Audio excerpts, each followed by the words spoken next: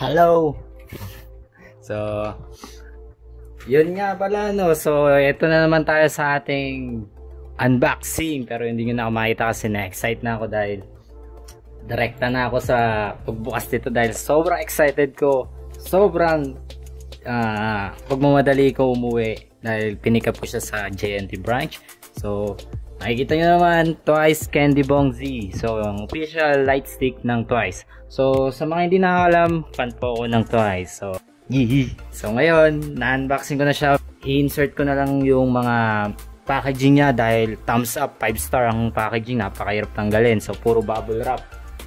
At may parte pang karton. So, yun. So, tingnan natin kung ano mangyari dahil kahit ako, nung binibideo ko to, sinisimulan ko itong video na to, hindi ko pa nakikita yung loob dahil konti na lang, ito lang tatanggalin mo.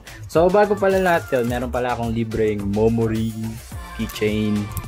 Thank you dun sa seller. Lalagay ko na lang dyan yung pangalan ng seller sa Shopee. Yeah, memory. So, yun. Natin. So, unang-una, dahil madami nagkalat na mga peking Candy Bong Z. Ang unang-una sa box. Sa box pala makikita mo na kung peke. Merong mga nakikita nyo tong medyo pink na kulay. Yung kadalasan or yung minsan yung mga peke, yung kulay pink niya is nasan dito. So bali-baligtad siya. So dun pala makikita nyo na kung peke siya. At the same time dito rin sa name. Yung makikita nyo kung maaninag nyo, medyo grayish siya na parang medyo matataba. So kapag nakita nyo yung peke, medyo manipis siya, mas manipis siya ng bagay pero hindi yung manipis na manipis. Tapos medyo darker yung font color niya. Gray, dark gray parang ganun. So dun pala makikita nyo na. Then dito sa likod, I think yung eto tinitingnan din yan pero since madali naman yata ang pekein yan, so hindi ko na ipapluan. So makita nyo naman, JYP Entertainment, Twice. Ayun, buksan natin. Woo! So, so yun nga lang pala, wala pala siyang kasamang photocard dahil yung mga una lang yata yung meron talagang photocard. So mas mahal siya kasi may photocard. So kung makikita nyo sa box, yan, meron siyang mga modes. So hindi ko pa alam to, hindi ko pa nasusubukan, so fresh lahat to. So makikita nyo naman, ito yung Candy Bong Z. Yeah. So sa mga peke, mapapansin nyo dito parang medyo darker yung kulay niya. Tapos yung white part niya dito, yung pinaka-LED niya is medyo dark din. So doon makikita nyo na rin na peke. Pero yung pinaka talagang designation mo, dito rin sa strap nila, parang yung kulay nung sa kanila, saka yung pot na iiba din. Yan, Candy Bong Z Twice. Then, dito tayo sa Candy Bong mismo. So sa peke, yung kulay nung thread part niya is dark gray. So kumukha ng kulay ng kanyang handle. So dito, makikita natin white, which is yan ng isang malalaman natin na siya ay official or original or authentic or etc. So natutuwa ako dahil sinendan ako, nag-request ako sa seller na pwedeng patingin ako. Actually naka-order na ako, na-ship niya na nga bago ko sabihin sa kanya mag-request na pwede ko bang makita yung part na to kasi ito yung mahalaga para malaman natin totoo talaga siya or galing talaga siya sa Korea. So makita niyo naman white naman siya.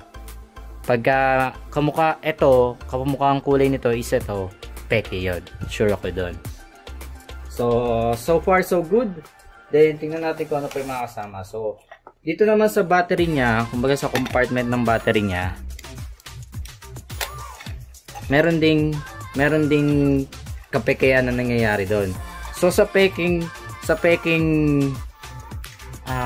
Candy Bong Z, wala siyang metal lining. Di ba nakita nyo yan? Yung aluminum part, yan. Sa peke, wala siyang ganyan. Focus. Kaya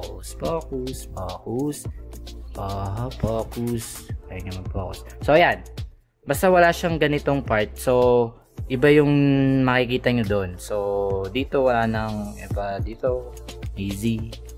So, pinapagana siya ng 3 AAA. Oh, yeah. 3 AAA. So, meron naman ako X and AAA dyan kaya matitesting natin.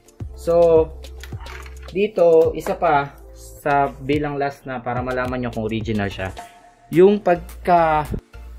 yung font ng manual niya is iba din. So, saka, yung pinaka-papel niya, medyo transparent. Makikita nyo na kagad yung, actually, ito transparent to, pero pagka sa picture, di ba, hindi naman napapansin yung kung ano yung next page or kung ano yung nasa likod. Yung sa kanya talaga kitang-kita. So, mapapansin nyo yung pagkakaiba talaga ng original at peke. So, yun. So, fortunately, meron tayong matagal na to, pero 3 AAA, bago to. So, magagamit ko. Yeah. From Ace Hardware. So, tingnan natin kung gagana siya. Kung ano yung tsura niya. 1, 2, and 3. Then, I think ito yun.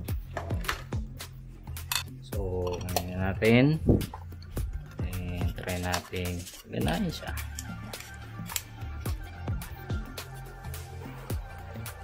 In a 1, in a 2, in a 3. Woo! Woo! Woo! Shoutout nga pala sa aking background. So, ayan. Kitang-kita naman yung kagandahan niya, no? Oh! Oh! Hindi ko mapigilan ng aking excitement. So, shoutout din sa aking posters. Pero hindi yan official. So, soon, bibili din ako ng official. So, ito na siya. So far, so good. Yun. So, ewan ko, yung reaction ko, ticket na lang ang kulang, bros. So, yun. Nabili ko siya sa halagang 2,350. Then, nagpa-ship ako sa GNT. So, 1 day lang. Pagka pick up nila sa seller, 1 day lang. Kinabukasan, makukuha niya na. So, ngayon ay Sunday, kaya wala akong pasok. Hindi ko nadaanan sa branch na, kaya pinuntahan ko pa. So, sulit naman yung pagod. So, kita niyo naman. Twice. So, meron siyang feature na Bluetooth, pero tetestingin ko muna, putulin ko muna dito yung video. Bam bam bam bam bam.